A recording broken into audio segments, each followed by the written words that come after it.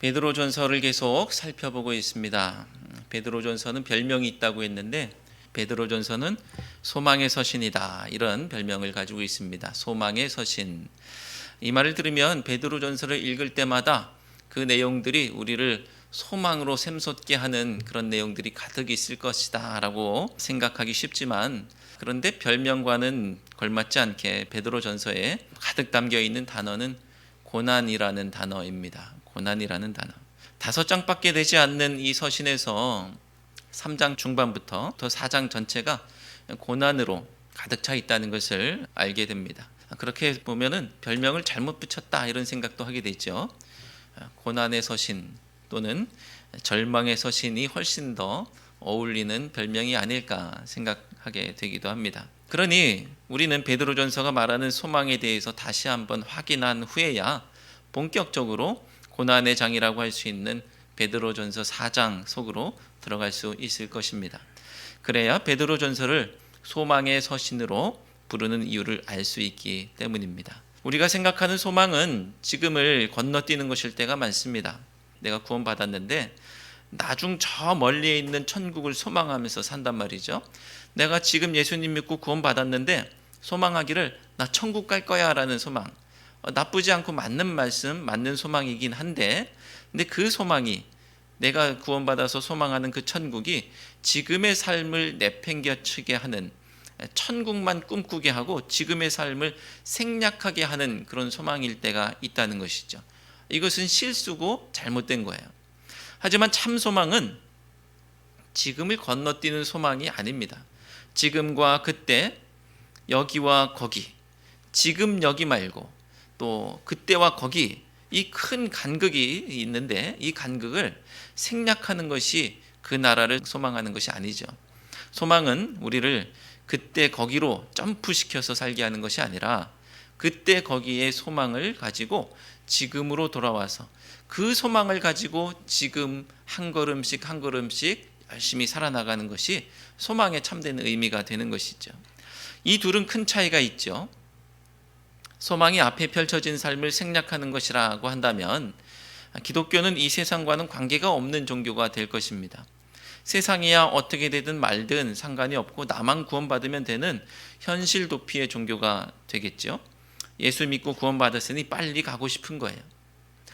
하지만 소망이 미래의 구원을 지금으로 가지고 와서 사는 것이라고 한다면 기독교는 현실을 살아내야 하고 현실의 문제와 씨름해야 하고 또 참여해야 하는 종교입니다. 소망이 있기 때문에 지금과 그때가, 그리고 여기와 저기에 큰 간극이 있지만 그때를, 그 공간을 믿음으로 채우면서 사는 것입니다. 그러니 소망에 대한 바른 인식이 고난에 대한 태도를 바꿔놓기도 하지요. 소망으로 인해서 지금을 건너뛰고 천국만 가겠다는 것이 기독교 신앙이라고 한다면 고난은 나쁜 것이고요. 그리고 있어서는 안 될 것, 그리고 어떻게든 피해야 하는 것이 되겠죠. 하지만 소망이 지금을 살아내도록 한다면, 소망이 있기 때문에 삶 속에서 진리로 씨름하며 고난도 받을 수 있는 것입니다. 그래서 고난은 변화된 삶, 또 새로운 삶을 사는 사람을 기다리고 있는 과정이라고 할 수 있는 것이죠. 그래서 지금과 그때, 여기와 거기에 큰 간극을 믿음으로 채우며 살 때 그곳에는 고난도 가득 차게 되는 것입니다. 그래서 우리는 고난을 각오하며 살아가는 것입니다. 믿음과 고난은 함께 가는 것이기 때문에 그렇죠. 자, 1절 말씀을 함께 읽도록 하겠습니다. 1절. 그리스도께서 이미 육체의 고난을 받으셨으니 너희도 같은 마음으로 갑옷을 삼으라. 이는 육체의 고난을 받은 자는 죄를 그쳤음이니. 아멘. 예수님께서 이미 육체의 고난을 당하셨죠. 이 사실이 우리에게 시사하는 바가 있는데 우리에게도 고난이 있다라는 것입니다. 고난은 예수님만 다 당하시고 나는 그냥 예수님 따르는 나는 고난 없는 인생을 살면 좋겠지만 그렇지 않다는 것을 알려주고 있죠. 십자가의 고난과 부활의 영광, 그중 하나만 취하겠다는 생각은 기독교 역사 속에서 늘 경계의 대상이었습니다. 노 크로스, 노 크라운이라는 말이 있어요. 십자가 없이, 고난 없이 영광 없다. 십자가 없이 왕관 없다. 이것을 마음에 새기고 영광의 자리뿐 아니라 고난의 자리도 함께 달려가야 될 줄로 믿습니다. 베드로 사도는 같은 마음으로 갑옷을 삼으라고 하고 있어요. 같은 마음으로 갑옷을 삼으라. 어떤 것과 같은 마음이냐면 예수님께서 이미 십자가 지신 육체로 고난당하신 그것과 같은 마음으로 갑옷을 삼으라. 예수님처럼 고난을 감당하겠다는 마음으로 무장을 해야 된다는 말씀이죠. 다른 말로 하면 고난을 각오해라 라는 말입니다. 여러분의 기대와 다를 수 있겠지만 기독교인은 고난을 각오하는 사람입니다.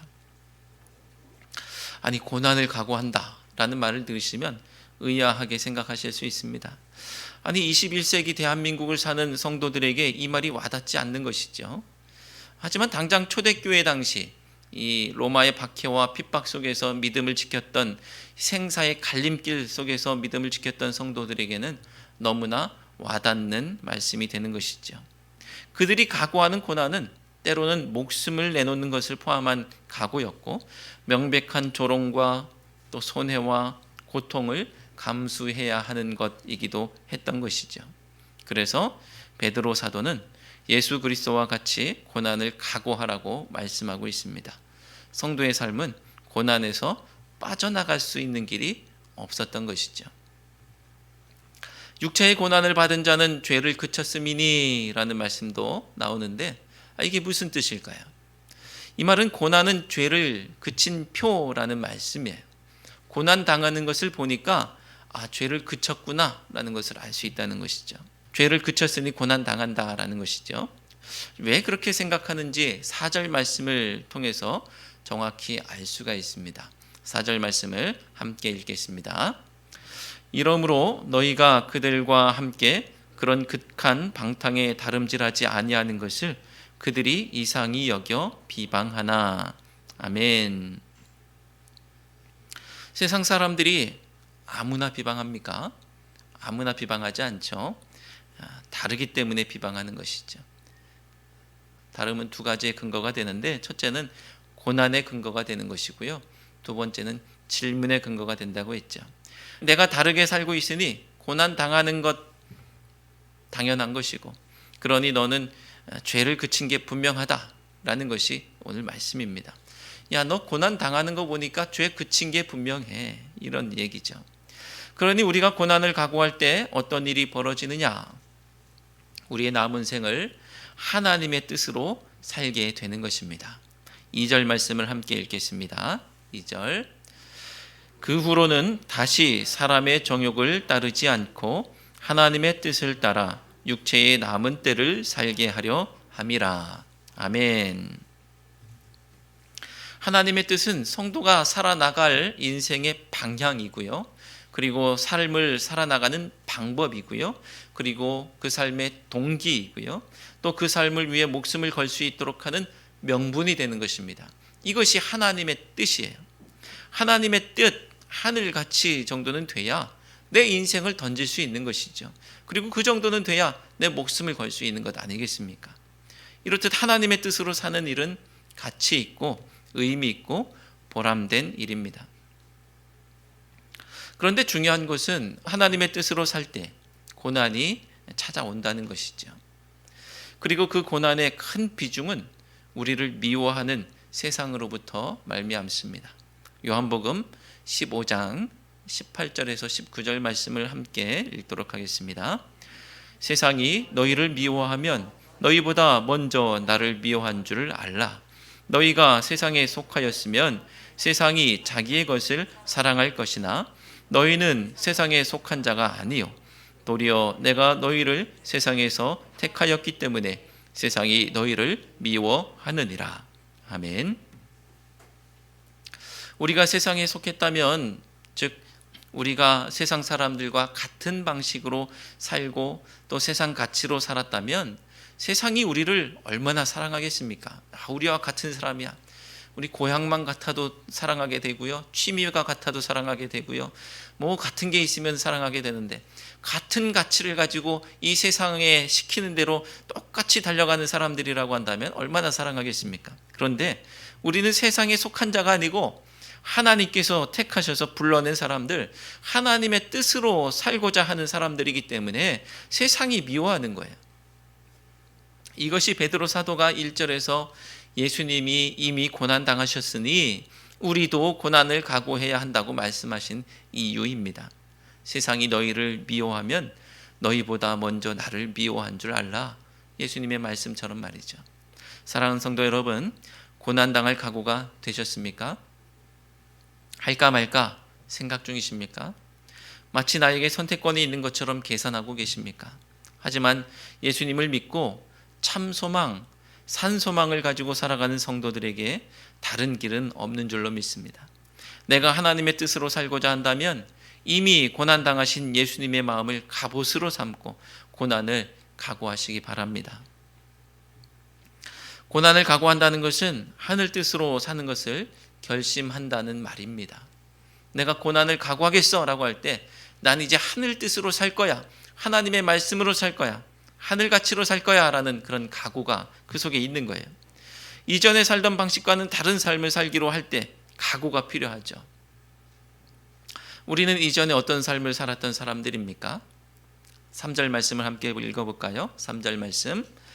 너희가 음란과 정욕과 술 취함과 방탕과 향락과 무법한 우상 숭배를 하여 이방인의 뜻을 따라 행한 것은 지나간 때로 족하도다. 아멘. 말씀에서 열거한 것 외에도 여러 가지 죄악과 더럽고 추악한 모습이 우리의 모습이었다는 것을 부정할 수가 없습니다. 우리 인생에 그런 때가 있었고 또 그런 모습이 있었다는 것을 지울 수 있다면 좋겠지만 그것은 지울 수 없는 그냥 사실인 거예요. 저는 요즘 들어서 지난 날들의 저의 부끄러움들에 대해서 자꾸 떠올라서 그때 내가 왜 그랬을까? 그때로 돌아갈 수 있다면 그 선택, 그 결정, 내가 했던 그 일들 다 지우고 싶은 그런 생각들이 납니다. 제가 왜 그랬을까? 이런 생각들 하는 거죠.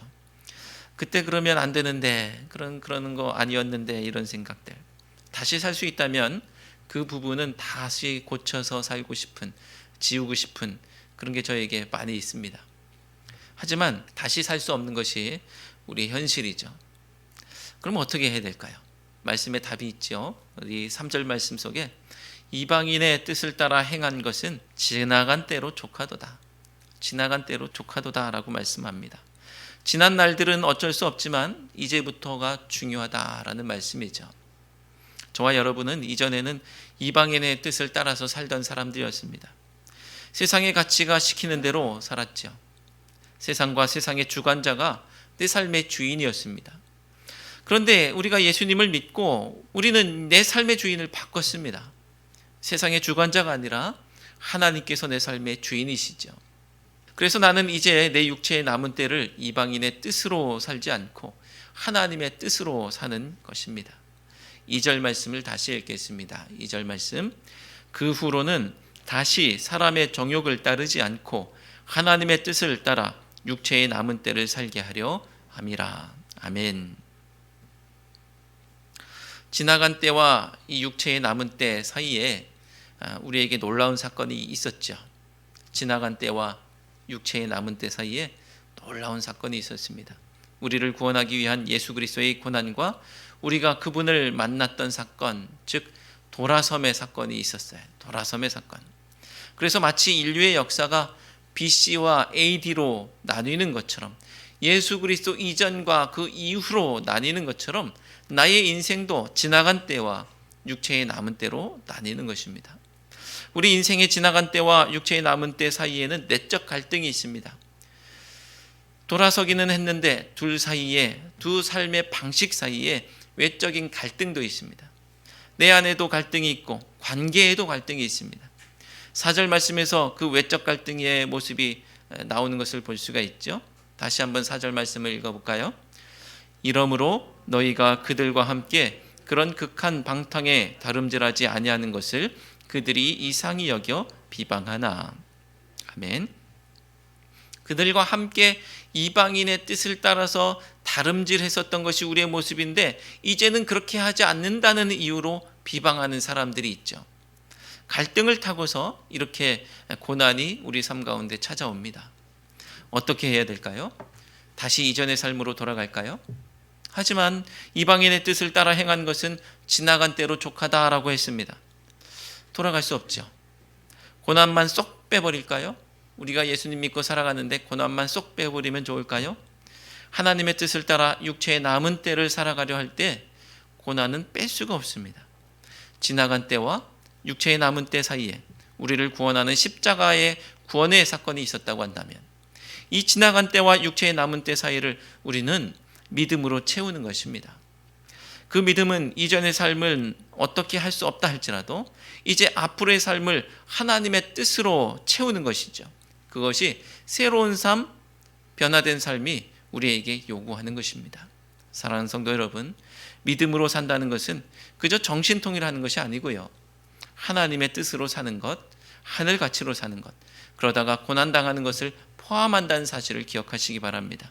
그리고 이전과 이후가 확실히 달라지는 돌아섬의 삶을 사시기를 주님의 이름으로 축원드립니다. 5절과 6절에는 산자와 죽은 자라는 표현이 나오고 있습니다. 산자와 죽은 자. 특별히 6절 말씀은 난해 구절인데요. 이 말씀을 어떻게 이해해야 할까 많이 고민을 했습니다. 베드로전서에 두 가지 난해 구절이 있습니다. 지난주에 살펴본 3장 19절 말씀과 4장 6절 말씀이죠. 저는 산자와 죽은 자를 이렇게 구분해 봅니다. 이 돌아선 자와 돌아서지 못한 자. 산자와 죽은 자, 이것을 육체적으로 죽었다 살았다 이렇게 보지 않고요. 이 기독교의 어떤 정통적인 해석도 마찬가지로 그렇게 봅니다. 죄 가운데 있는 자를 죽은 자로 보고 있는 것이죠. 그것을 오늘 말씀에 비춰서 볼 때 돌아선 자, 내가 이전에 그렇게 살았었지만 하나님의 뜻으로 돌아선 자, 이 사람들이 산 자예요. 그리고 돌아서지 못한 자들은 여전히 죽은 자가 되겠죠. 자, 그러니까 이 돌아선 자는 하나님의 뜻으로 사는 자, 그리고 돌아서지 못한 자는 여전히 이방인의 뜻으로 사는 자. 먼저 5절 말씀을 보겠습니다. 5절 말씀 함께 읽겠습니다. 그들이 산자와 죽은 자를 심판하기로 예비하신 이에게 사실대로 고하리라. 아멘. 그들이 누구일까요? 방금 4절 말씀에서는 비방하는 사람들이 있었죠. 그들 비방하는 사람들입니다. 4절에서 언급하고 있는 돌아선 자를 비방하고 있는 돌아서지 못한 자들이 바로 그들. 더 적극적으로 표현하면 고난을 주는 자, 핍박하는 자들입니다. 그런데 그들이 심판하기로 예비하신 이, 즉 예수님이라고 해도 되고요, 하나님이라고 해도 괜찮습니다. 예수님께 어떻게 하고 있느냐 하면 사실대로 고하리라 라고 말씀하고 있어요. 그들이 사실대로 고한다. 그들이 예수님께 뭐라고 말하는 것일까요? 사실대로 말한다는 것은 이 심판의 상황에서 사실대로 말한다. 심판은 재판하는 거죠.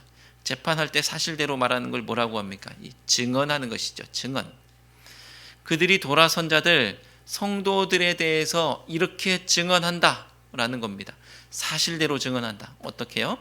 예수님, 제가 보니까 저 사람들은 전에 우리와 같이 이방인의 뜻을 따라서 함께 막 몰려다니던 사람들인데요. 이 극한 방탕에 다름질하고 있었는데요. 어느 순간부터 하나님의 뜻을 따른다면서 우리처럼 그러지 않는 거예요. 그래서 제가 비방도 하고 핍박도 하고 고난도 줬는데 그 고난을 각오하고 예수님의 마음을 갑옷 삼아서 여전히 하나님의 뜻으로 살았습니다. 그래서 제가 고난을 준 당사자이기 때문에 이거 정확한 사실입니다 라고 증언하는 거예요. 이게 무슨 얘기냐면 지금 내가 당하는 그 고난이 나중에는 내 믿음을 증언하는 증거가 된다는 것이고요. 나를 지금 핍박하고 있는 그 핍박자, 나에게 고난을 주고 있는 그 사람들이 나중에는 역설적으로 예수님 앞에서 내 믿음을 증거하는 증인이 된다는 것입니다. 그러니 이 고난을 기쁨으로 받을 수 있는 것 아니겠습니까? 내가 지금 당하는 고난과 나를 핍박하는 그 사람이 결국은 증거가 되고 증인이 될 것이기 때문에 지금 당하는 그것이 결국은 나중을 위해서 기쁨으로 감당할 수 있는 증거, 증언할 수 있는 그런 것이 되는 거예요.